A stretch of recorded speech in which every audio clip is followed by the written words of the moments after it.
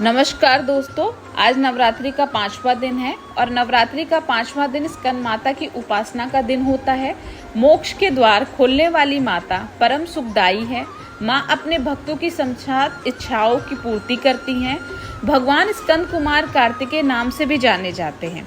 ये प्रसिद्ध देवासुर संग्राम में देवताओं के सेनापति बने थे। पुराणों में इन्हें कुमार और शक्ति कहकर इनकी महिमा का वर्णन किया गया है। इन्हीं भगवान स्कंद की माता होने के कारण माँ दुर्गा जी के इस स्वरूप को स्कंद माता के नाम से जाना जाता है। स्कंद माता की 4 भुजाएं हैं। इनके दाहिने तरफ के नीचे वाली भुजा जो ऊपर की ओर उठी हुई है उसमें कमल का पुष्प है। बाईं तरफ की ऊपर वाली भुजा में वर मुद्रा में तथा नीचे वाली भुजा जो ऊपर की ओर उठी है उसमें भी कमल पुष्प ली हुई हैं। इनका वर्ण पूर्णतः शुभ्रा है। यह कमल के आसन पर विराजमान रहती है। इसी कारण से इन्हें पद्मासना देवी भी कहा जाता है। इनका वाहन सिंह है। नवरात्रि पूजन के 5वें दिन का शास्त्रोक्त में पुष्कल महत्व बताया गया है। इस चक्र में अवस्थित मन वाले साधक की समस्त ब्रह्म क्रियाएं एवं चित्त वृत्तियों का लोप हो जाता है। वह विशुद्ध चैतन्य स्वरूप की ओर अग्रसर हो रहा होता है। साधक का मन समस्त लौकिक, सांसारिक, मायिक बंधनों से विमुक्त होकर पद्मासना स्कंद माता के स्वरूप में पूर्णतः तल्लीन होता है।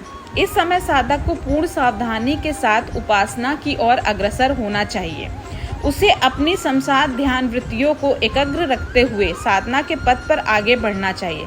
माँ स्कंद माता की उपासना से भक्त की समस्त इच्छाएं पूर्ण हो जाती है। इस मृत्यु लोक में ही उसे परम शांति और सुख का अनुभव होने लगता है।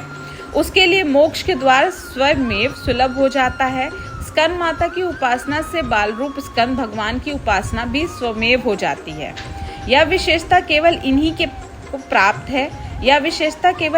प्राप्त है। अतः साधक को स्कंद माता की उपासना की ओर विशेष ध्यान देना चाहिए। सूर्यमंडल की अधिष्ठात्री देवी होने के कारण इनका उपासक अलौकिक तेज एवं कांति से संपन्न हो जाता है। एक अलौकिक प्रभा मंडल अदृश्य भाव से सदैव उसके चतुर्दिक पर्याप्त रहता है। यह प्रभा मंडल प्रतिक्षण उसके योग क्षेम का एक निर्वहन करता है। माँ की शरण में आने का प्रत्ययन करना चाहिए। इस घोर भव सागर के दुखों से मुक्ति पाकर मोक्ष का मार्ग सुलभ बनाने का इससे उत्तम उपाय दूसरा नहीं है। प्रत्येक सर्वसाधारण के लिए आराधना योग या श्लोक सरल और स्पष्ट है। माँ जगदम्बे की भक्ति पाने के लिए इसे कंठस्थ कर नवरात्रि में 5वें दिन इसका जाप करना चाहिए। या देवी सर्वभूतेषु माँ स्कंद माता रूपेण संस्थिता नमस्तस्ये नमस्तस्ये नमस्तस्ये नमो नमः। अर्थ, हे माँ सर्वत्र विराजमान और स्कंद माता के रूप में प्रसिद्ध अम्बे, आपको मेरा बार बार प्रणाम या मैं आपको बारंबार प्रणाम करता हूँ। हे माँ, मुझे आप पापों से मुक्ति प्रदान करें। इस दिन साधक का मन विशुद्ध चक्र में अवस्थित होता है। इनके विग्रह में भगवान स्कंद जी बाल रूप में इनकी गोद में बैठे होते हैं।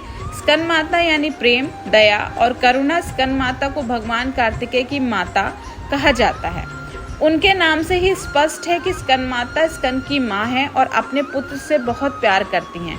माँ स्कंद माता से हम सीख सकते हैं कि कैसे बिना शर्त अपने को प्यार किया जाता है, कैसे हम दूसरों के प्रति दया और करुणा का भाव रख सकते हैं।